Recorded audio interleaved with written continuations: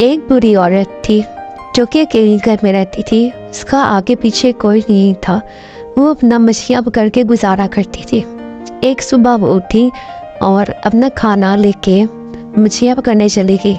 रास्ते में उसे एक आदमी मिला और कहने लगा, अम्मा इस उम्र में भी आप मछलियाँ पकड़ रही हो, घर बैठ जाओ, अब तुम्हें क्या ज़रूरत है। तो वो कहती, मुझे कौन खिलाएगा, ना मेरी कोई औलाद है ना मेरा कोई है। तो कहते हाँ ये भी ठीक है, चलो कोई बात नहीं। कहते जब तुम मर जाओगी तब मैं तुम्हें कंधा देने आ जाऊँगा। अम्मा इस बात पे बहुत ज़्यादा गुस्सा हो जाती है और वो वहाँ से दरिया की तरफ चली जाती है बिना कुछ कहे। दरिया पे हो जाती है, अपनी बाल्टी रखती है और जाल डाल देती है। वहाँ पे एक हरिया भी होता है जो मछली पकड़ने आया होता है। वो अम्मा को कहता है कि अम्मा छोटी मछलियों से क्या गुजारा होगा। अम्मा कहती है कुछ नहीं होता, मेरा गुजारा हो जाएगा। और अम्मा जाल डालती है। जब पहले तो वो जाल खींचती है, देखती है कि उसमें कुछ भी नहीं हुआ और हरिया ये सब कुछ देख रहा होता है। वो कहता है कि अम्मा तुम घर जाके रेस्ट करो, और वो इसकी बात नहीं मानती। वो दोबारा जाल डालती है और अब इस दफ़ा बहुत ज़्यादा छोटी छोटी मछलियाँ निकलती है। वह इस बात पे खुश हो जाती है और हरिया ये सब कुछ अपनी कश्ती से देख रहा होता है। वो अम्मा को कहता है कि वाह वाह, तुम्हें तो बहुत सारी मछलियाँ मिल गई, लेकिन मंडी में इनका तुम्हें कोई दाम नहीं मिलने वाला। अम्मा इस बात पे गुस्सा होकर मंडी की तरफ चली जाती है। रास्ते में वो एक जगह पे रुकती है कुछ खाने के लिए। वो 2 रोटियां निकालती है।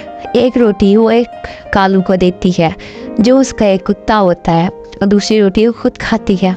इसके बाद वो मंडी जाती है और वहाँ जाके मछलियाँ देखती है। उसके साथ एक औरत बैठी है जो कि बड़ी बड़ी मछलियाँ बेच रही है। तभी उसके पास एक बूढ़ा आदमी आता है और कहता है कि मछलियाँ कितने रुपए किलो है। वो कहती है 150 की। वो कहता है नहीं मैं नहीं लूँगा इतनी महंगी। तभी एक और आदमी आ जाता है तो वो कहता है कि 140 रुपये में दे दो। तो मैं इस पे मान जाती है और इसे 140 रुपये की दे देती है। वो उसको बहुत सस्ती दे रही होती है, लेकिन उसने कुछ तो पैसे कमाने होते हैं इसलिए। तब वो देखती है मंडी खाली हो चुकी है। तब एक आदमी आता है और कहता है 90 की मुझे सारी दे दो। अम्मा कहती है नहीं। तो कहता अब तुम्हारी मछलियाँ कोई नहीं लेगा और ये बासी हो जाएगी। तब अम्मा उसकी बात मान जाती है और उसे सारी मछलियाँ दे देती है। उसके बाद बहुत कम पैसे होते हैं। जब वो घर जाती है तो वो सिर्फ चावल ही बना सकती है, लेकिन वो देखती है कि अब तो उसके बाद नमक भी नहीं है। तो वो इस बात पे बहुत रोती है।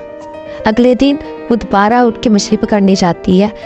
हरिया उसे देख के कहता है कि तुम्हें आज भी सुकून नहीं है, तुम क्यों नहीं घर जाके रेस्ट करती। तो वो कहती है कि तुम्हें क्या मसला है, और वो अपने जाल फेंक देती है। हरिया देखता है कि उसके जाल में कोई मछली फंसी और वो हंसने लगता है। बूढ़ी अम्मा दोबारा से जाल फेंकती है।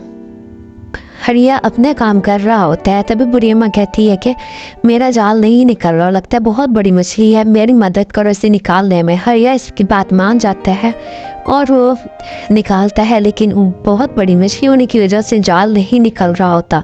तभी अचानक जाल निकलता है और देखता है कि मछली बहुत बड़ी है और बहुत ही खूबसूरत है। वो अम्मा को कहता है कि अम्मा इसकी तो अच्छी खासी कीमत निकलेगी। अम्मा कहती है हाँ। कहती है ये मैं आज मंडी में जाके भेजूंगी। लेकिन हरिया वो मछली लेके भागने लगता है।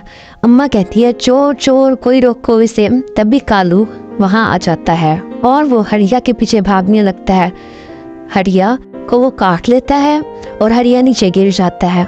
अम्मा वहाँ पहुँच जाती है और कालू को प्यार करती है। तभी एक बूढ़ा आदमी वहाँ आता है और कहते हैं क्या हुआ। अम्मा उसे सारा हाल बयान करती है और बूढ़ा आदमी बहुत गुस्सा होता है कि तुम ये क्या कर रहे थे। तब हरिया उससे माफ़ी मांग लेता है। बूढ़ा आदमी कहता है कि अम्मा तुम मेरे साथ चलो मंडी में, मैं इसकी आज कीमत लगवाता हूँ। और वो मंडी में जाते हैं, उसकी कीमत लगवाते हैं। तो उसकी कीमत लगवाने में बहुत बड़े लोग आते हैं क्योंकि वो बहुत बड़ी और नायाब मछली होती है।